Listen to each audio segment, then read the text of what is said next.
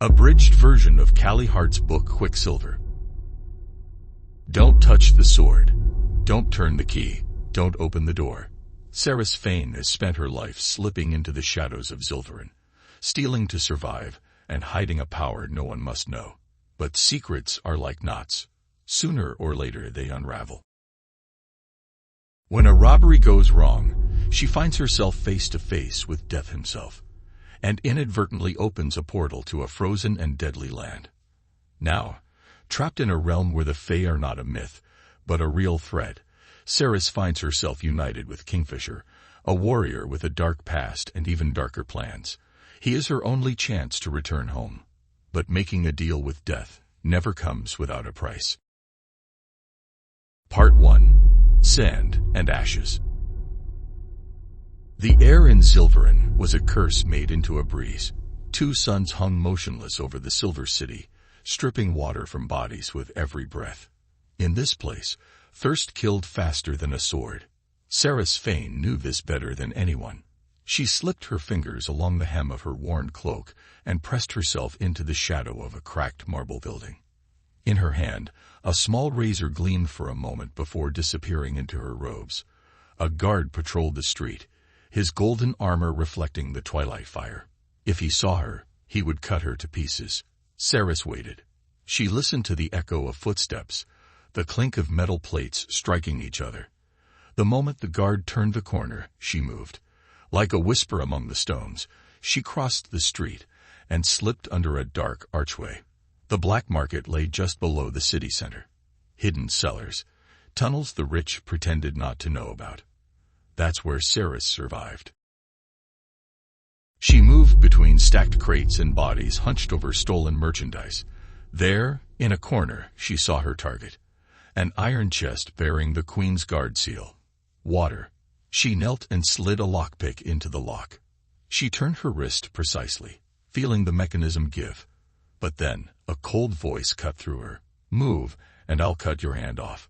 The edge of a blade pressed against her throat. Her skin prickled. Don't make me repeat myself, the voice snarled. Saeris swallowed. Slowly, she raised her hands. Name? The guard asked. Lissa Fossick, she lied. Liar. The blow caught her in the stomach before she could react. She doubled over, trying to catch her breath, but the guard grabbed her neck and lifted her against the wall. District? He asked, squeezing harder. Saeris struggled to breathe. Third, he whispered. The guard froze.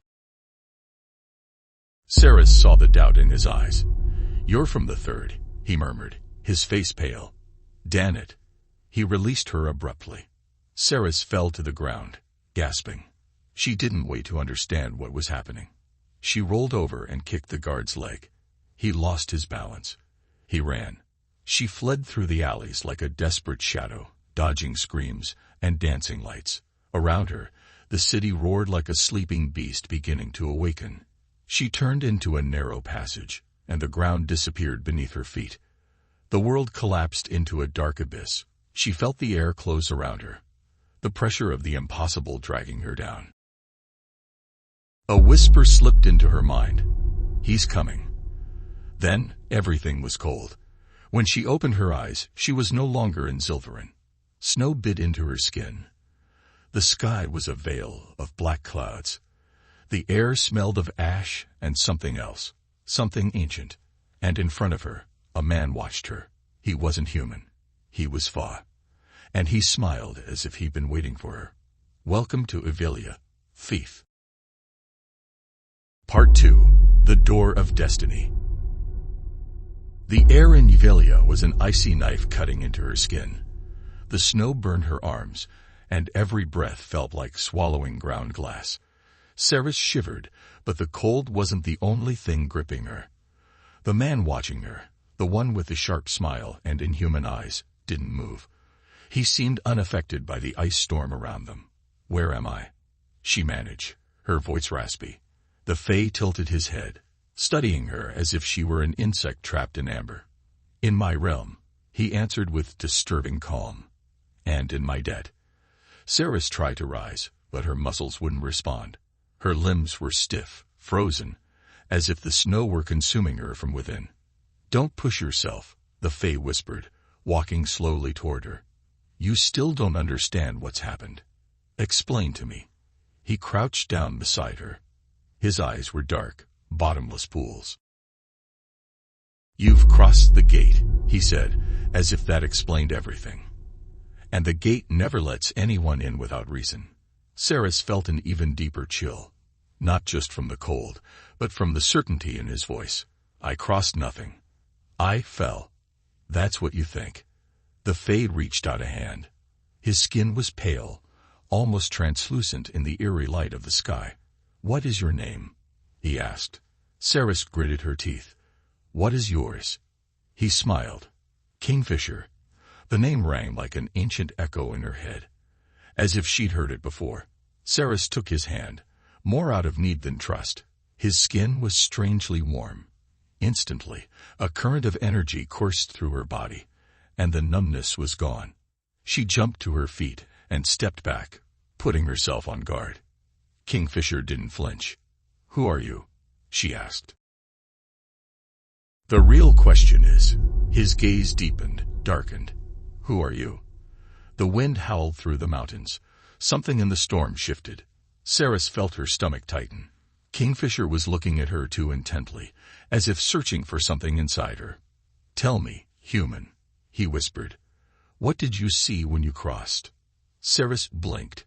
She remembered the fall. She remembered the emptiness, the darkness closing in around her. And she remembered a whisper, an icy breath in her ear. "He is coming." The feeling of being watched, of being chosen.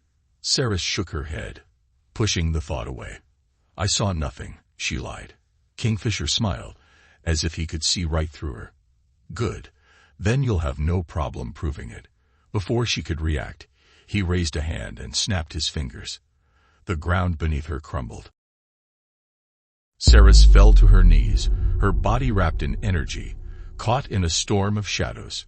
She felt the cold invading her blood, the echo of a power she didn't understand vibrating within her. And in the eye of that storm, a voice. "You shouldn't be here." A chill ran down her spine. Kingfisher watched her, his eyes sharp. "Now tell me, thief," he whispered, "do you still not remember?" The vision shattered abruptly. Saeris gasped, falling to the snow. Her heart hammered against her ribs. What the hell had just happened? Kingfisher sat up, his back to her. "Come with me," he ordered. "There is someone who wants to see you." Saeris wanted to scream, wanted to demand answers, but something inside her told her she was in no position to negotiate, so she followed him. Through the ice, into the unknown. Part 3. Snow and Steel. The wind howled through the mountains of Yvelia, dragging snow and ash in a swirl of shadows. Saeris walked behind Kingfisher, each step a challenge against the cold that gnawed at her skin. Her clothes, made for the warmth of Zilvaren, were useless in this world. But she didn't complain. She couldn't show weakness. Kingfisher didn't speak. He just strode forward, as if the ice and snow meant nothing to him. Saeris frowned. "Where are we going?" Kingfisher didn't turn. "To the place where you'll understand why the gate let you pass." The answer chilled her more than the wind. They kept moving until the earth tilted abruptly. Ahead of them, emerging from the mountain, rose a fortress of black stone, imposing against the storm. Saeris felt something stir inside her, a bad feeling. Two massive iron doors swung open with a bang. Kingfisher entered without hesitation. Saeris followed, her heart thundering in her ribs. Inside, the light was dim, cast by torches of blue fire. The floor was made of dark, smooth flagstones, like obsidian. The walls were covered with symbols she didn't recognize, but which seemed to move when she wasn't looking directly at them. At the far end of the room, on a throne carved from bone, a woman waited. No, not a woman. Something else. Her skin was pale as snow, her eyes pools of liquid darkness. Saeris felt the air grow heavier with every second that passed under her gaze. "So this is the thief," the woman said, her voice a murmur in the storm. "Why is she still alive?" Kingfisher crossed her arms. "Because the gate let her in." The woman narrowed her eyes. That doesn't mean anything. It means more than you think, Kingfisher replied. She saw something as she crossed. The air in the room changed. Saeris felt a pressure on her chest. Something invisible was probing inside her, digging at her mind. What did you see? The woman asked. Saeris clenched her jaw. Nothing. A smile touched the woman's lips. You lie. Saeris felt a stabbing pain in her head, as if something were trying to tear her memories out. She saw the darkness closing in on her as she fell. She saw the shadow in the void, and she heard the whisper. He's coming. The pain was gone all at once. Saeris fell to her knees, gasping. The woman rose from her throne. You are the first human to pass through the gate in over 1,000 years. That only means two things. Either you are a mistake, or you are the beginning of something terrible. Saeris looked up, her body shaking with rage. I did not ask to be here. The woman regarded her with indifference. And yet here you are. Kingfisher approached. If you want to survive, you'll have to learn. Saeris glared at him. Learn what? He smiled. To use what the gate left inside you. Saeris's blood ran cold. Something inside her had changed when she crossed. Something dark. Something powerful. And she wasn't sure she could control it. Part 4. Whispers of Death. The castle was a labyrinth of cold stone and elongated shadows. Saeris felt the weight of every wall, every hallway whispering secrets to her in a language she didn't understand. She wasn't sure how long she'd been there. Days, maybe weeks. All she knew was that something inside her was breaking. Kingfisher pushed her to the limit every day. Fight after fight, fall after fall. Her body was covered in bruises, her skin torn by Yvelia's ice. Again, he ordered, throwing a black-bladed dagger at her. Saeris caught it in midair. I'm tired. Kingfisher smiled. Death does not tire. He launched himself at her with the speed of a wraith. Saeris barely had time to block the first blow before a barrage of attacks drove her back. Use what's inside you, he snarled. Saeris clenched her jaw and forced herself to ignore the pain. She spun, dodged, counterattacked. Her movements were faster than they should have been, more precise. Kingfisher stopped her in her tracks, trapping her wrist in an iron grip. You feel it, don't you? Saeris tried to break free. I don't know what you're talking about. He pulled her closer. You're lying. He let go abruptly. Saeris stumbled, feeling a strange emptiness in her chest, like something throbbing inside her, something dormant that wouldn't quite wake. But that wasn't the worst of it. The worst were the whispers, not in her mind, not in her thoughts, around her, in the stone, in the wind, in the shadows that lengthened in the halls when no one was looking. He's coming. She'd heard it that first night, and every night since, but she wouldn't tell Kingfisher. She wouldn't tell anyone. Rest, he said, his back to her. Tomorrow will begin for real. Saeris didn't move. What am I to you? Kingfisher stopped. We don't know yet, she swallowed. And if they don't like the answer? He turned, looking at her with something she couldn't quite decipher. Then, thief, you'll have to run faster than you've ever run before. Saeris said nothing, because deep down, she already knew there was no escape. Part 5. The Price of Power. The cold no longer affected her. Saeris moved through the ruins of what had once been a temple, feeling the echo of something ancient vibrate in her bones. Her footsteps echoed on the icy stone, and each breath came out in a white puff. Kingfisher walked silently beside her. It had been weeks since she arrived in Yvelia, and she was no longer the same. Her hands had grown accustomed to holding a weapon, her body to moving with the precision of a predator. But what terrified her most was not what she had learned, but what had awakened within her. Do you know where we are? Kingfisher asked. Saeris shook her head. In the place where it all began. She frowned. Don't speak in riddles. Kingfisher smiled with that cruel calm that unnerved her. This was where the last human passed through the gate, he whispered. And this was where she died. The air grew thicker. Saeris felt something move in the darkness, something she couldn't see, but that sensed her. He's coming. The whisper slipped between the walls. Saeris took a step back. What is this? Kingfisher studied her closely. It's a test. Test of what? Whether you're ready to accept who you are. Saeris felt her pulse quicken. The magic within her trembled. She didn't fully control it, but she knew it was there. The ground beneath her feet began to crack. The shadow of the tallest tower lengthened to cover them. And then, the darkness parted. A figure emerged from it. It had no face, only a void where its eyes should have been. Saeris felt a tug at her chest, as if something invisible were trying to tear out her soul.